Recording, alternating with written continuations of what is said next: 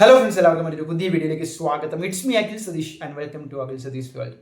NEET 2025 ഒരുപാട് വിദ്യാർത്ഥികളുടെ പ്രതികരണങ്ങളും ആശങ്കകളും അതുപോലെ തന്നെ സംശയങ്ങളും കമൻറ്റ് ബോക്സിലൂടെയും അല്ലാതെയും ഒക്കെ എനിക്ക് അറിയാൻ സാധിച്ചു. അപ്പോൾ തീർച്ചയായിട്ടും ഈ ഒരു വീഡിയോ എന്ന് പറയുന്നത് നിങ്ങൾക്ക് കുറച്ചുകൂടി ബെറ്റർ ക്ലാരിഫിക്കേഷനും അണ്ടർസ്റ്റാൻഡിങ്ങും നൽകുന്നതിന് വേണ്ടിയിട്ടാണ്. ഇപ്പോഴും പല വിദ്യാർത്ഥികളും തനിക്ക് ലഭിച്ചേക്കാവുന്ന നീറ്റ് മാർക്ക് വെച്ചിട്ട് എത്ര റാങ്കിനകത്ത് വരും എന്നൊരു ക്ലാരിറ്റി ഇല്ലാതെ ഇരിക്കുന്നുണ്ട്. നമുക്കൊരിക്കലും കൃത്യമായിട്ട് പ്രഡിക്റ്റ് ചെയ്യാൻ പറ്റില്ല. ഒന്നുകൂടി ഞാൻ പറയാണ്, നമുക്ക് ഈ പറയാൻ പറ്റുന്നതെല്ലാം കഴിഞ്ഞ വർഷം വരെ ഉണ്ടായിരുന്ന ഡേറ്റയും ആ സമയത്തെ കോമ്പറ്റീഷനും അനുസരിച്ച് മാത്രമാണ്.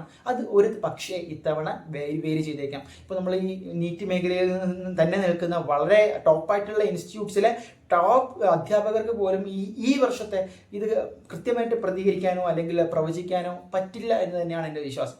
എന്നാൽ പോലും നിങ്ങൾ ഈ പരീക്ഷ എഴുതി ആൻസർ കീ നോക്കി നിങ്ങൾക്ക് ലഭിച്ചേക്കാവുന്ന ഒരു എക്സ്പെക്റ്റഡ് മാർക്ക് നിങ്ങളുടെ മുന്നിലുണ്ട്. അത് വെച്ച് എന്ത് തരത്തിൽ നിങ്ങളുടെ മുന്നോട്ട് പോകണം എന്നതിന് ഒരു ഗൈഡൻസ് ആണ് ഈ വീഡിയോ വഴി ഉദ്ദേശിക്കുന്നത്. നമുക്ക് തന്നെ നോക്കാം. നിങ്ങൾക്ക് ഓരോ റാങ്കിനെ ഞാൻ ഓരോ സ്ലാബായിട്ട് തിരിക്കുകയാണ്. അപ്പോൾ ഞാനിപ്പോൾ പറയുന്നത് ഒരു ഏകദേശ കണക്കാണ്. നമ്മുടെ കഴിഞ്ഞ വർഷമൊക്കെ അടിസ്ഥാനമാക്കി ഒരു സ്റ്റാറ്റിസ്റ്റിക്സിൻ്റെ അടിസ്ഥാനത്തിൽ നമുക്ക് നോക്കാം. 640+ മനസ്സിലായോ? 640+ മാർക്ക് നിങ്ങൾക്ക് ഉണ്ട് എങ്കിൽ ആദ്യത്തെ 100 റാങ്കിൽ വരാനുള്ള സാധ്യതയുണ്ട് എന്നാണ് നമുക്ക് പറയാൻ സാധിക്കുന്നത്. ഇത് വേരി ചെയ്തേക്കാം, ഇത് റിലേറ്റീവ് ആണ്. ബട്ട് ജസ്റ്റ് നിങ്ങൾക്കൊരു ഐഡിയ തരാൻ വേണ്ടിയിട്ടാണ്. ഈ 640 എന്ന് പറയുന്നത് ഇത്തവണ നീറ്റിൻ്റെ ആ ഒരു കാഠിന്യം അനുസരിച്ച് ഒരു പക്ഷേ മുന്നോട്ട് പോയേക്കാം. ജസ്റ്റ് നിങ്ങൾക്ക് ഒരു ക്ലാരിറ്റിക്ക് വേണ്ടിയാണ്. അതുപോലെ തന്നെ 600 to 640 ആ ഒരു റേഞ്ചിനാണ് എങ്കിൽ തീർച്ചയായിട്ടും നിങ്ങൾക്ക് ആദ്യത്തെ 500 റാങ്കിനകത്ത് കഴിഞ്ഞ വർഷത്തെ ട്രെൻഡുകൾ അനുസരിച്ച് വരാനുള്ള സാധ്യതയുണ്ട്.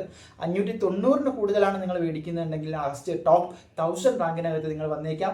540 കൂടുതൽ, ഇത് ഒരു 50 മാർക്കിൻ്റെ ആ ഒരു ഡിഫറൻസ്. 540 കൂടുതലാണെങ്കിൽ ആദ്യത്തെ 5000 റാങ്കിലും അതുപോലെ തന്നെ 500 കൂടുതലാണെങ്കിൽ 500 515 കൂടുതലാണെങ്കിൽ 15000 റാങ്കിനകത്തും അതുപോലെ തന്നെ 470 കൂടുതലാണെങ്കിൽ നിങ്ങൾക്ക് ഏകദേശം ഒരു 50000 റാങ്കിനകത്തും വന്നേക്കാം എന്ന ഒരു ഏകദേശ കണക്കാണ് ഈ വീഡിയോയിലൂടെ സൂചിപ്പിക്കാനുള്ളത്. അപ്പോൾ കൃത്യമായിട്ട് നിങ്ങൾ മനസ്സിലാക്കണം, എത്ര റാങ്ക് കട്ട് ഓഫ് കിട്ടിയാലാണ് നിങ്ങൾ ഉദ്ദേശിക്കുന്ന കോളേജിൽ നിങ്ങൾക്ക് അഡ്മിഷൻ കിട്ടാൻ സാധ്യതയുള്ളത്. അത് കൃത്യമായിട്ട് മനസ്സിലാക്കണം.